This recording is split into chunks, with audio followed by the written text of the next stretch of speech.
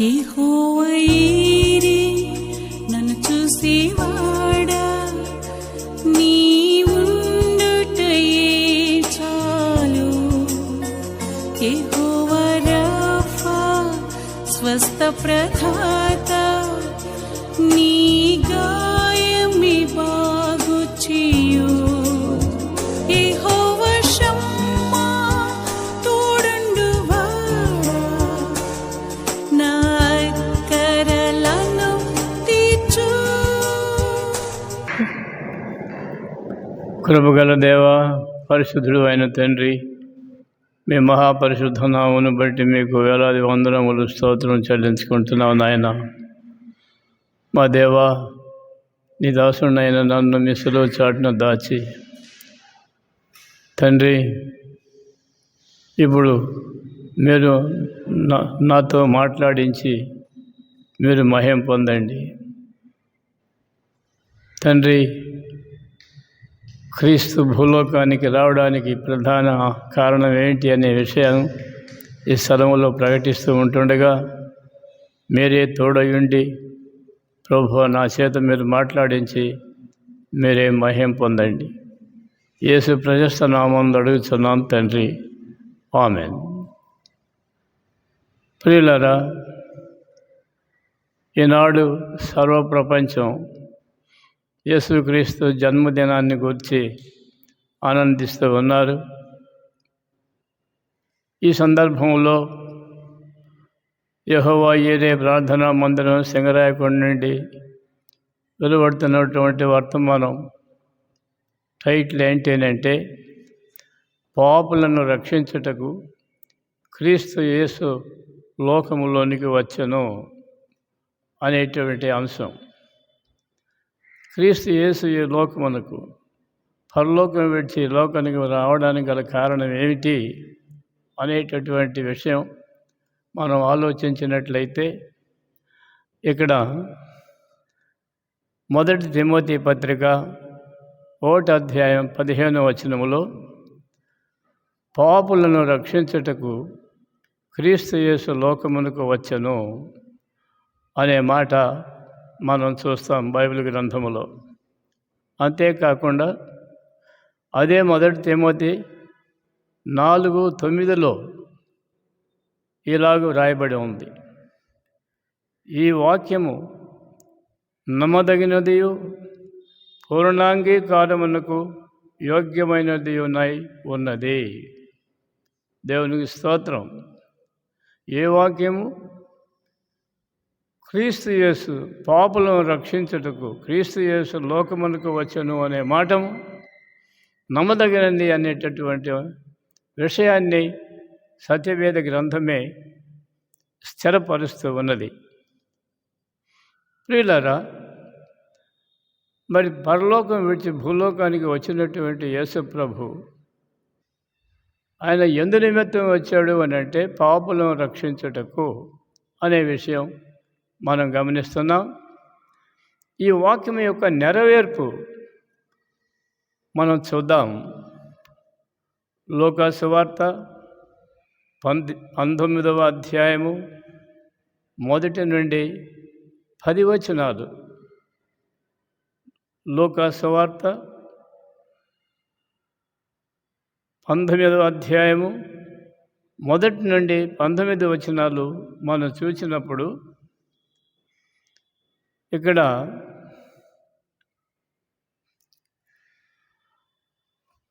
సొంకపు గుత్తదారుడును ధనవంతుడు నైన జక్కయ్య అను పిలువబడిన జక్కయ్య అనేటటువంటి వ్యక్తి యేసు ప్రభు ఇంటికి రావడం జరిగింది. ఆ సమయంలో వేలాది ప్రజల మధ్య జక్కయ్య ప్రభుతో అంటున్నాడు,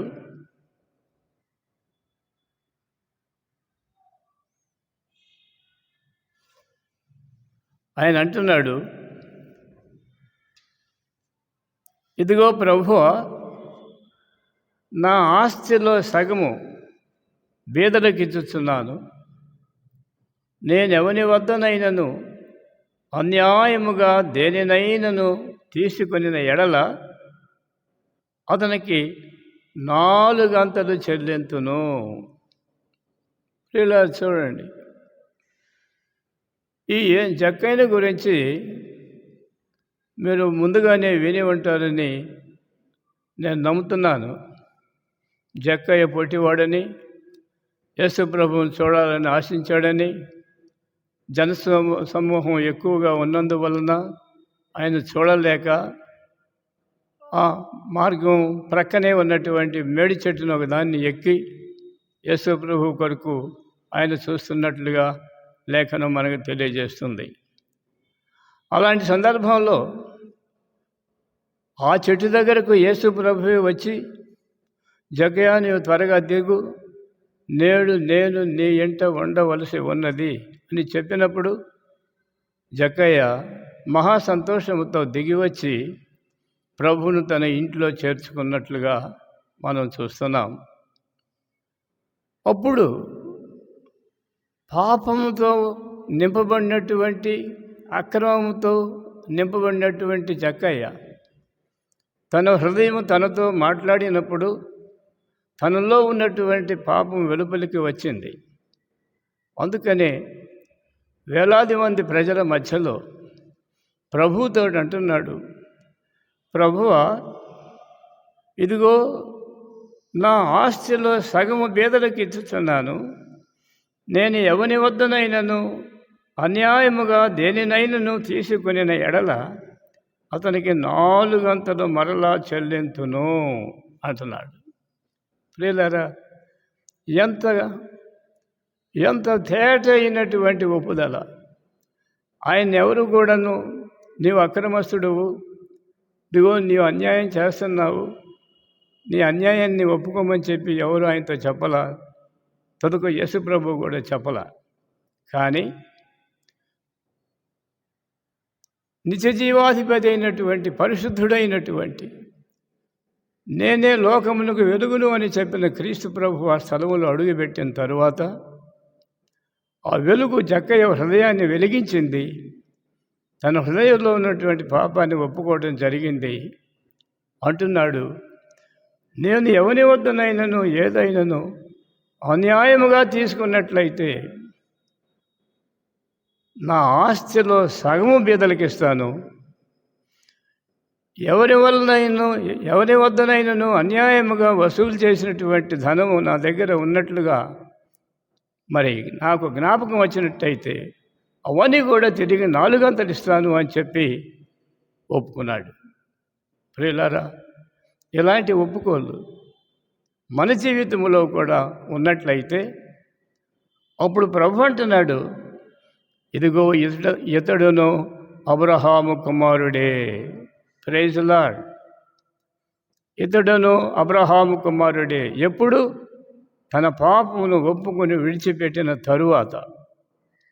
అలాగే ఈ వర్తమానం వినుచున్న సహోదరుడా, సహోదరి, నీవెవరివైనను కావచ్చును, నీవు ఏ వృత్తిలో ఉన్నవాడునో ఉన్నదానో అయినను కావచ్చును, నీవు నీ జీవితంలో అక్రమమైనటువంటి సంపాదించావనే విషయాన్ని ఇప్పుడు ఈ వర్తమానం వింటున్నప్పుడు నీకు జ్ఞాపకం వచ్చినట్లయితే నీవు ఏ స్థలములో ఉన్నావో ఆ స్థలములోనే మోకరించి, ప్రభువా నన్ను క్షమించు, ఇదిగో ధనాపేక్ష నా హృదయంలో ఉన్న కారణాన అక్రమముగా నేను సంపాదించినటువంటి ఈ ఆస్తిలో సగము బీదలకు ఇస్తున్నాను ఆయన చెప్పినాడు. కానీ నిన్న సగం ఇవ్వమని నేను చెప్పటం లేదు, నీకు ఇష్టమైతే ఇవ్వచ్చు, అభ్యంతరం లేదు. కానీ దాన్ని తేటగా ఒప్పుకొని విడిచిపెట్టి, ప్రభువా ఇక మీదట నేను ఇలాంటి దోపిడీ జీవితం మానేస్తాను, నన్ను కరుణించు అని చెప్పి నీవు అడగగలిగినట్లయితే ఇప్పుడే నీవు కూడా అబ్రహాము కుమారుడుగాను అబ్రహాము కుమార్తెవుగాను అంగీకరించబడతావు. ఒక పాపి అయినటువంటి,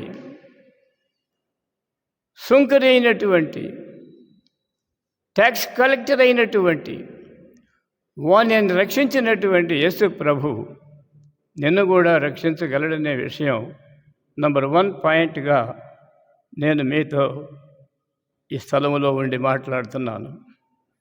రెండవదిగా యోహాను సువార్త 4వ అధ్యాయము 4వ వచనము నుండి 42 వచన భాగాలని మనం చూసినప్పుడు 17-18 వచనం ప్రకారము అక్కడ ఒక స్త్రీ ఉన్నది. మీ అందరికీ జ్ఞాపకం వచ్చేటటువంటి స్త్రీ, ఆమె పేరు ఏంటంటే, ఆమెను మనం ఏమని వ్యవహరిస్తుంటాము అనంటే సమరయ స్త్రీ.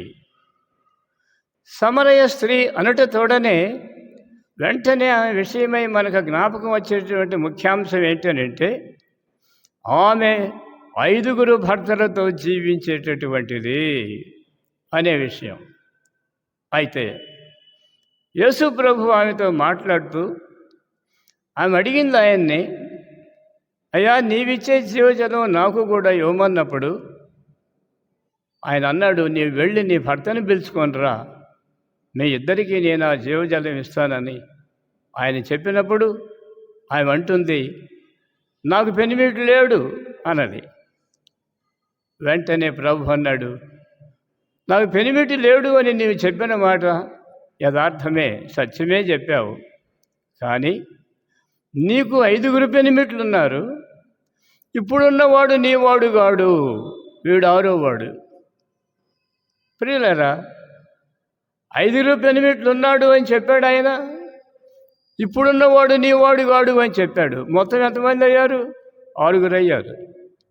6 పురుషులతో సహజీవనము జరిగించుతున్నటువంటి ఈ స్త్రీ ఎలాంటిది అని అంటే, ఆమెకు మరి యేసు ప్రభు అనేటువంటి ఆయన వస్తాడని, పాపులను రక్షిస్తాడని ఆ విషయం ఆయనకు ముందుగా తెలుసు. పాపం తెలిసినా కూడాను ఆమె అదే రకమైనటువంటి జీవితము కొనసాగిస్తూ ఉన్నది. ఎప్పుడైతే నీకు 5 పెనిమిట్లు ఉన్నారు, ఉన్నవాడు ఇప్పుడున్నవాడు నీవాడు కాడు, మొత్తం 6 అయినారు అనడంతో వెంటనే ఆమె అంటున్నది, అయ్యా నీవు ప్రవక్తవని నేను గ్రహిస్తున్నాను అని అంటూ ఆమె వెంటనే తన కుండను నీటి కొరకు బావి దగ్గరకు వెళ్ళినటువంటి సందర్భంలో జరిగినటువంటి ఈ సంభాషణ విషయమై ఒక కుండను నీటి కొరకు తీసుకొని వెళ్ళింది బావి దగ్గర, యాకోబు బావి దగ్గరకు. ఎప్పుడైతే తన హృదయ స్థితిని ప్రభువు బయలుపరిచాడో వెంటనే లోబడినటువంటిదై, అయ్యా నీవు ప్రవక్తవని నేను గ్రహిస్తున్నాను అని చెప్పింది. ఆ కుండను అక్కడ విడిచిపెట్టి పరుగున గ్రామంలోనికి వెళ్ళి కనపడిన వాళ్ళందరితో చెప్తుందో ఏమని అని అంటే, ఇదిగో నేను చేసినవన్నీ నాతో చెప్పినవాడు క్రీస్తు కాడా, మీరును రండి, మీ జీవిత విశేషాలను ఆయన దగ్గర బయలుపరచుకోనండి, చూసుకొనండి, సరి చేసుకొనండి. నేను నా జీవితమును చూసుకున్నాను, ఇదిగో నేను నా పాపమును ఒప్పుకుంటున్నాను, ప్రభు దగ్గర నేను ఈ విషయాన్ని తేటగా ఒప్పుకున్నాను. నన్ను క్షమించిన దేవుడు నిన్ను కూడా క్షమిస్తాడు, మిమ్మల్ని కూడా క్షమిస్తాడు. మీరు కూడా క్రీస్తు దగ్గరకు రండి, యాకోబు బావి వద్ద ఉన్నటువంటి ఆయన్ని చూడండి, ఆయన క్రీస్తు కాడా, ఆ విషయం మీరు గ్రహించండి అని చెప్పి ఆయన ఆ గ్రామానికి సువార్తికురాలుగా మారిపోయింది. ప్రియులారా, 6 పురుషులతో జీవించుతున్నటువంటి స్త్రీని మాట మాత్రము కూడా పరుషమైనటువంటి మాట ఏదీ మాట్లాడకుండా ఆయన ఆమెను తన హక్కున చేర్చుకున్నటువంటి విషయాన్ని మనం చూస్తున్నాం. అలాగే పరిశుద్ధుడైనటువంటి యేసు ప్రభు. ఈ వాక్యం వినుచున్నటువంటి సహోదరి సహోదరుడా, నీవు ఎంతమంది భర్తలతో వ్యభిచార జీవితంలో కొనసాగుతున్నావో, సహోదరుడా నీవు ఎంతమంది భార్యలతో నీ సహజీవనము చేస్తూ ఇదే సమస్తము అని చెప్పి తృప్తి పడుతున్నావో, ఆ విషయాన్ని ఇప్పుడు గ్రహించి అది దేవుని ఎదుట సరైనటువంటి విధానము కాదని ఎరిగి నీ హృదయాన్ని దేవుని వద్ద క్రమ్మరించినట్లయితే, ప్రభువా నన్ను క్షమించమని అడిగినట్లయితే, ఆయన నిశ్చయముగా నిన్ను కూడా హక్కును చేర్చుకోవటానికి సంసిద్ధంగా ఉన్నాడు. అందుకనే మనం చూస్తున్నాం, యేసు ప్రభు పాపులను రక్షించుటకు క్రీస్తు యేసు లోకమునకు వచ్చెను. ఈ వాక్యము నమ్మదగినది, పూర్ణాంగీకారమునకు యోగ్యమైనది అనే విషయాన్ని సత్యవేద గ్రంథమే స్థిరపరుస్తూ ఉన్నది. ఇప్పుడు ఇద్దరు విషయాలు మనం చూచాం. జక్కయ్య అనేటటువంటి సుంకపు గుత్తదారుడు, అక్రమమైనటువంటి వసూలు చేసేటటువంటి వాడు మారు మనసు పొంది క్షమించమని అడిగినప్పుడు యేసు ప్రభు వారిని రక్షించిన విధానం చూచాం.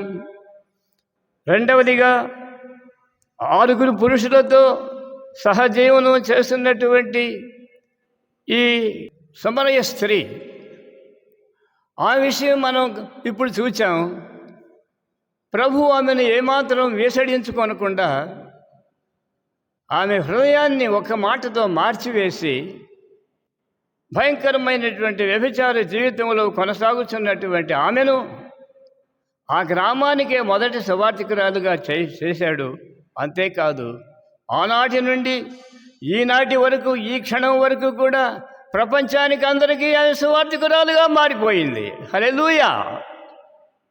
నీవు ఒకవేళ ఈ వాక్యం వినుచున్న సహోదరి సహోదరుడా, మీలో ఎవరైనా సరే ఇలాంటి జీవితంలో నీవు ఉన్నట్టయితే, క్రీస్తు ప్రభువు దగ్గర చాలా అణకువ కలిగినటువంటి వారై ప్రభువా మమ్మను క్షమించండి అని అడిగి ఆయన సన్నిధిలోనికి రాగలిగినట్లయితే, ఆయన్ను ప్రభువునుగా అంగీకరించగలిగినట్లయితే నిశ్చయముగా నీవు కూడా రక్షించబడతావు. దేవదూతలకు లేని భాగ్యము నీకు కూడా అనుగ్రహించి సువార్త పని చేసేటటువంటి ఆ భాగ్యాన్ని నీకు కూడా అనుగ్రహిస్తాడని నేను ఈ వాక్యాధారముగా నీతో మాట్లాడుతున్నాను. అంతేకాదు ప్రియులారా,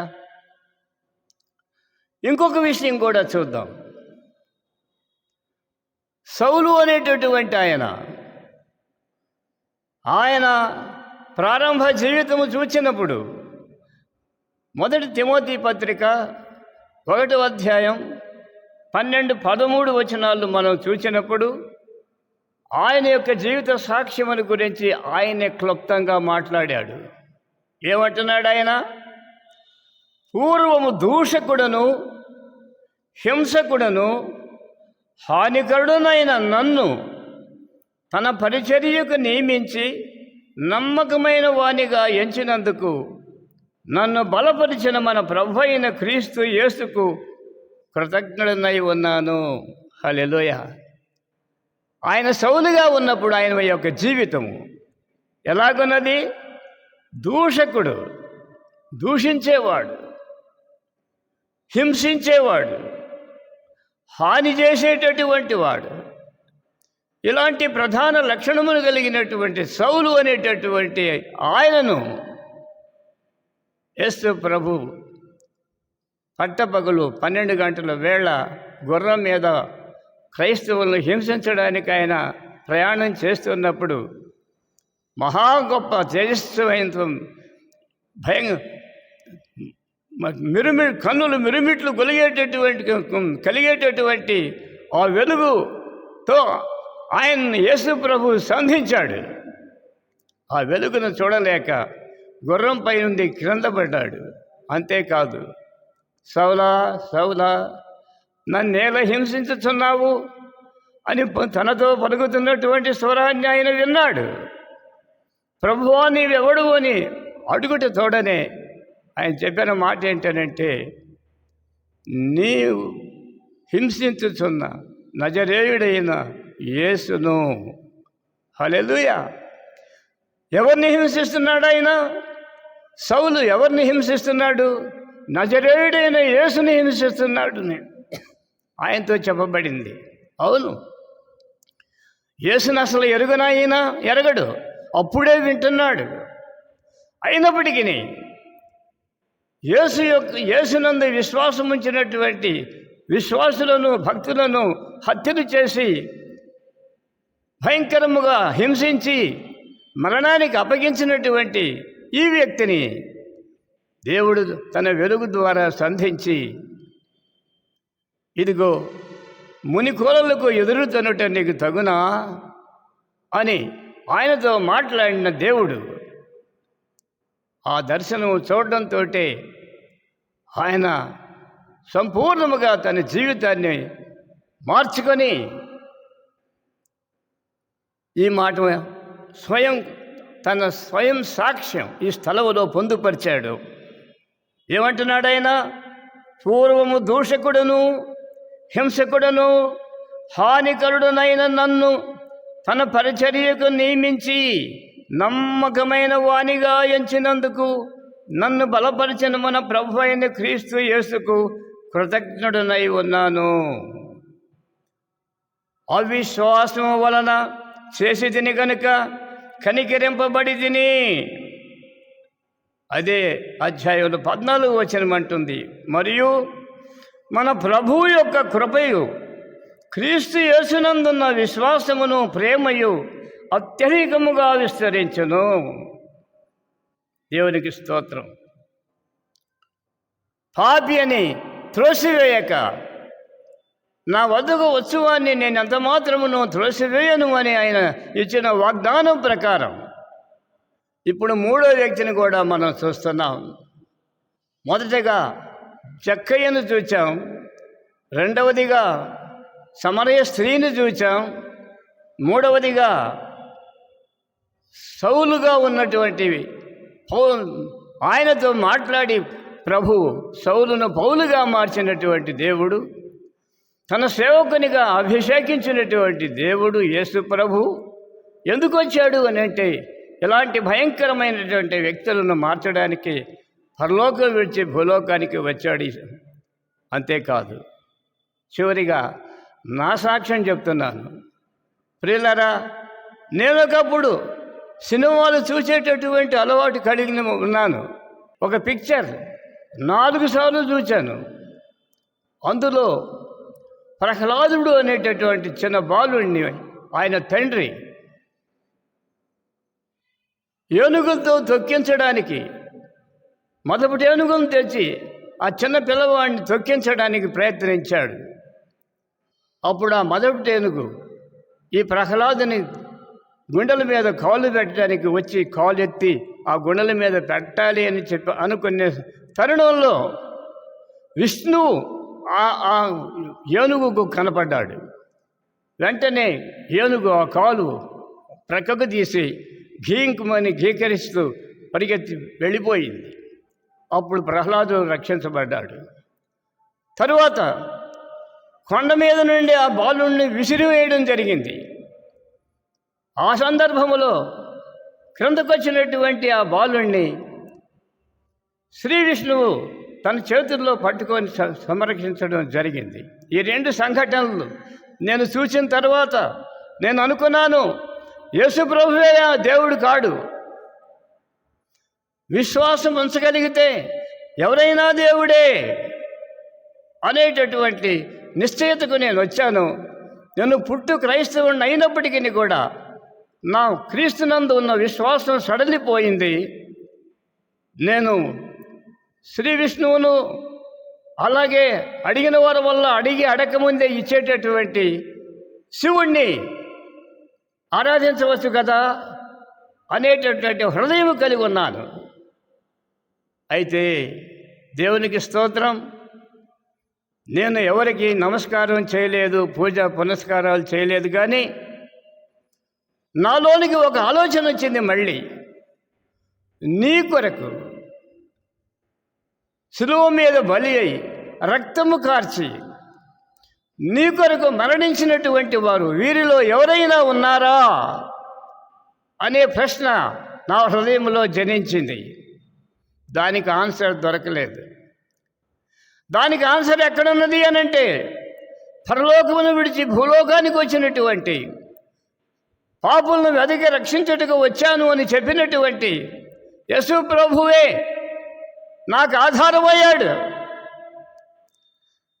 అప్పుడు నేను నా హృదయ తలంపులను బట్టి, ప్రభువా నన్ను క్షమించు, నా కొరకు మరణించి తిరిగి లేచినటువంటి ఏకైక రక్షకుడు, నా సమస్త దోషములను దయతో కరుణించి క్షమించమని కన్నీరు విడిచి ప్రార్థన చేశాను. దేవునికి స్తోత్రం. ఆ ప్రార్థన చేసిన తరువాత యోహాను సువార్త 8వ అధ్యాయం 11వ వచనం ప్రకారము, అందుకు యేసు, నేనును నీకు శిక్ష విధింపును, నీవు వెళ్ళి ఇక పాపము చేయకము అని చెప్పినటువంటి వాక్యము నాకు బైబిల్లో కనబడింది. ఆ వాక్యము ద్వారా నేను విడుదల పొందాను. దేవునికి స్తోత్రం. నేను పుట్టిన నాటి నుండి నేటి వరకు ఏ విగ్రహానికి నేను నమస్కరించలేదు, ఏ పటానికి నేను నమస్కరించలేదు. కానీ నాలోనికి వచ్చినటువంటి ఈ భయంకరమైనటువంటి తలంపు నన్ను వీడిపోవటానికి ఆ ప్రభు యొక్క కృపే నన్ను సంధించింది, సత్యాన్ని నాకు బోధించింది. నా కొరకు మరణించి తిరిగి లేచినటువంటి రక్షకుడు, ఇదిగో పాపినైన నన్ను నీతిమంతునిగా చేసి ఇక నీ పాపము ఎన్నడూ జ్ఞాపకం చేసుకునను అని వాగ్దానము చేసినటువంటి తండ్రి నన్ను ఇప్పుడు మీకు సువార్తికునిగా మార్చాడు. హల్లెలూయా. 4 సందర్భాలు ఇప్పుడు నేను మీతో మాట్లాడాను. ప్రియులారా, ఈ 4 సందర్భాలలో స్వయంకృతాపరాధముతో పాపము చేసినటువంటి వివిధ రకాలైనటువంటి శారీరక, మానసిక, ఆధ్యాత్మిక పాపములను మన్నించి క్షమించి ఆయన రక్త ప్రభావం మనల్ని కడిగి పవిత్రపరిచినటువంటి మహాకృప కలిగినటువంటి యేసు ప్రభు, ఆయన వద్దకు నీవు కూడా వస్తావా? నన్ను రక్షించిన దేవుడు నిన్ను కూడా రక్షించడానికి ఆయన చేతులు చాపుతూ ఉన్నాడు.